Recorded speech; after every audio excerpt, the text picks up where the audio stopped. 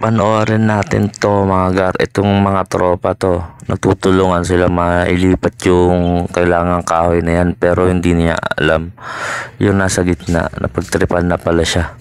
So tignan nyo mga gagawin ng kaibigan niya. Ayun na mga gar. Napagtripan pa mga gar, walang palag, ayun na. Ayun na siya, tignan nyo, napagtripan pa ano. Walang kawala talaga eh. Laglag ka talaga dyan. Ayun na. Ayun na, tignan niya. Ayun na. Laglag. Akala mo talaga, ano? Basa talaga siya. Buti na lang mababaw yung ilog na yan, yung kanal na yan. Buti na lang mababaw. Aray.